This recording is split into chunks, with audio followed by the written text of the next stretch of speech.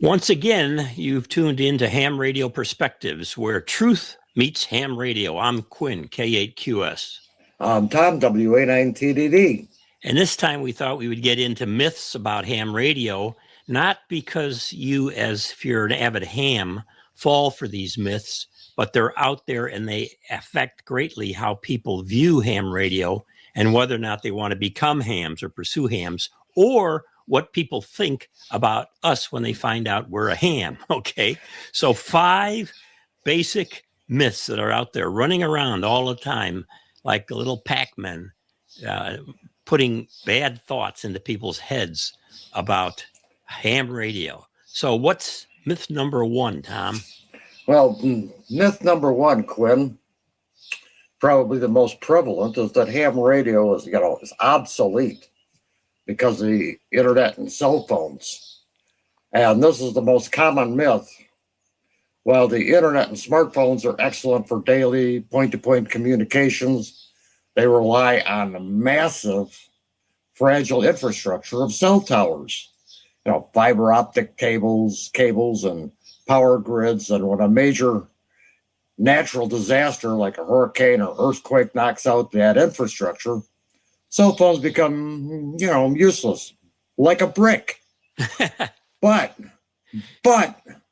ham radio operates entirely independent of the internet or commercial power grid.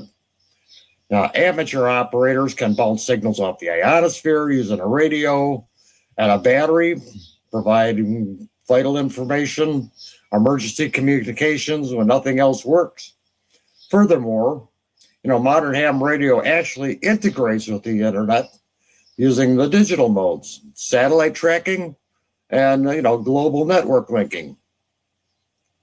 Yeah, and it's always been the case, I think, Tom, that a lot of the innovations in communication technology have come about through people who were also ham radio operators. And in some cases with software and all, they first developed it for the hobby and then figured out ways of using it for other purposes. So I think you're absolutely right. Ham radio. Cell phones. Go ahead. Cell phones of themselves have become an evolution of the 2-meter repeater with auto patch. Yeah, right. That's a good call. Okay, myth number 2, and I get this one all the time, Tom, because people come in to see my shack here, and what do they see on the desk right by the rig? They see a Morse code key. So somehow there's this myth out there that you have to know Morse code in order to get a license. They won't say CW or continuous wave because they don't know that, but they'll say Morse code. Do you need to use Morse code? I don't want to have to learn that, And so, no, you don't. It's no longer part of the hobby. The Federal Communications Commission dropped that as a requirement in, I think it was 2007. So that's been gone for some time now. And it was actually part of the international treaty at that time. And there are other countries that don't require it as well. So it's a different day. And if today you go after one of the 3 license classes we have, the beginner one, technician, or then you go after the next step up, which is the general, or if you want to go all the way to the extra class operator, no code for any of those. Tom, when you and I got our licenses for the novice, the general, and also for extra class, we had to do code and 20 words a minute for the extra class. And I'll tell you, for a lot of people, that 20 words a minute was a little bit of a killer. Not everyone learns the code as quickly or easily as other people. And when you get in an exam situation where you have to write out by hand, the code coming in, it can be kind of nerve-wracking. Don't worry about that now. But jump into the hobby and maybe learn the code a little bit, even at only 5 words a minute. Anybody can do that. Get a key and have some fun with Morse code. What do you think, Tom?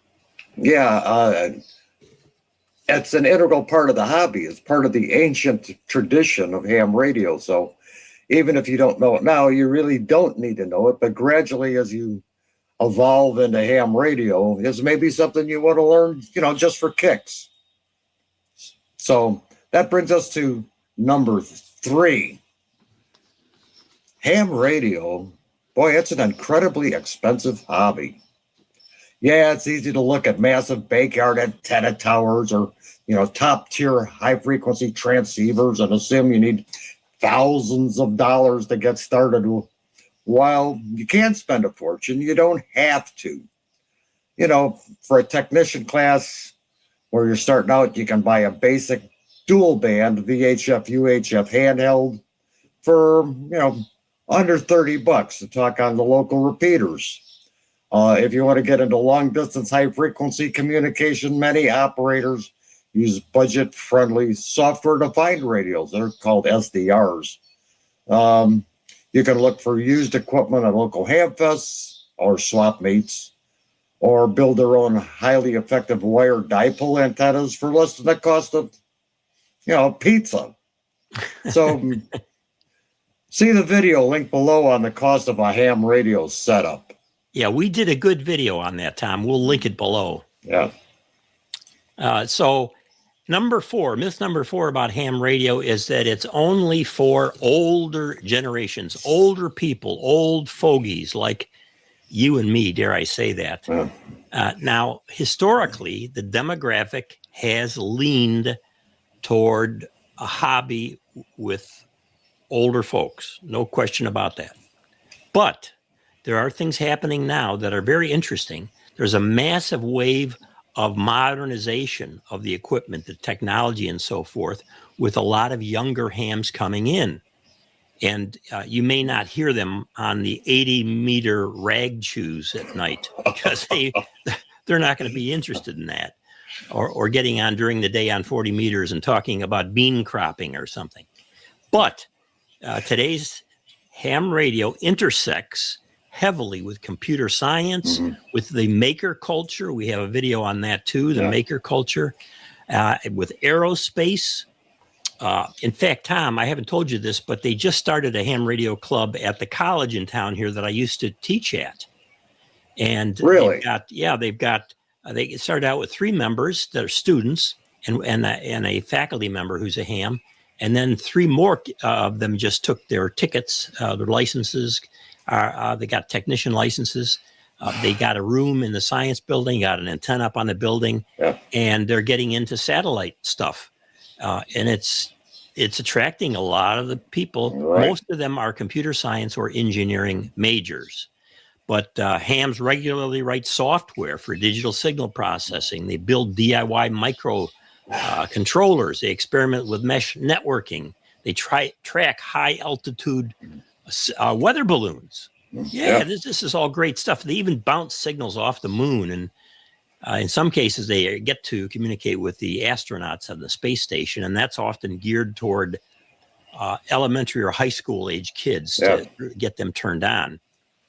Let me say one other thing about this myth, though, Tom, that's kind of interesting. I don't know if you've noticed it, but we started in the hobby in the 60s. Right. And back in the 60s, there was the same myth that it was all old fogies in the hobby, and it seems like it's an eternal myth that's never fully true in the hobby, because there's always turnover, younger people coming in. They may not come in until their 20s or 30s or something, but hey, there's always growth in the hobby as well. So it's not just old fogies like you or me, Tom. Right. The spark gap is dead. The hobby is dying. We've heard that since about 1912 or something like that, and it's there you go.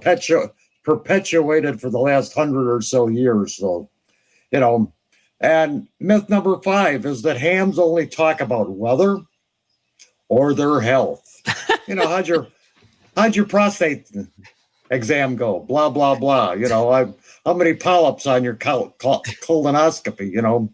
The stereotype of 2 old timers complaining about their aches and pains over the airwaves. Yeah, it does exist, but it represents only a tiny fraction of the hobby. The sheer variety of activities in amateur radio means you can find a community, of any interesting. Take, for example, contesting, and believe in Europe it's called radio sport, where you have rapid fire competitions to see who can make the most contacts in a set time frame. You've got, DXing, that's real chasing context in rare remote countries or islands, places that you've probably never heard of before. There's fox hunting, transmitter hunting games where operators use directional antennas to track down a hidden radio signal. Maybe they get a cookie at the end if they find it. I don't know. There's soda and POTA. That's summits on the air, parks on the air. There's even islands on the air, IOTA.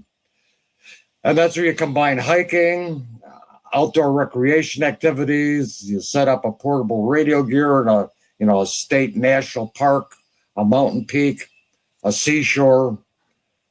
There's all kinds of activities you can do with ham radio other than listening to my aches and pains. Yeah. You only get that my aches and pains health kind of stuff.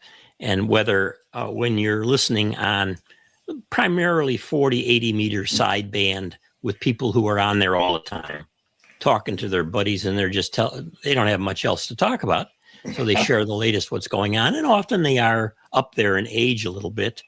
I did a video, Tom, you saw it, where I was down in southern New Jersey near Cape May last week and ran across a Parks on the Air guy who was setting up. And then I did a quick little reel. It's on the channel here, and I'll put a link down below to it if you want to see that.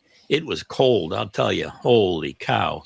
We had gale force winds and so on. It was not so great for birding. And he had to figure out a special way to get his mast for his off-center fed dipole anchored to the ground. The way he would normally do it, it wouldn't hold up in the wind. So he finally attached it to a sign they had there about the area. So you see, ham radio is quite varied. Hams talk about all kinds of things, not even just ham radio, but there are a lot of things in ham radio to talk about. So these are 5 myths that we hear all the time, and we hope that you will join us. And when you talk to other people or they ask you about your interest in the hobby and what you do with it, tackle some of these myths head on, and that will help us all so we don't have to explain quite as often that these myths truly are myths. Well, we hope you enjoyed this. Give us a thumbs up if you would. Subscribe to the channel. Pass this along to somebody who has maybe expressed an interest in ham radio to you. Just get the link for the video, put it in an email, send it to them, and I think they might find it interesting. This is Ham Radio Perspectives. I'm Quinn, K8QS. I'm Tom, W89TDD. 73, everybody.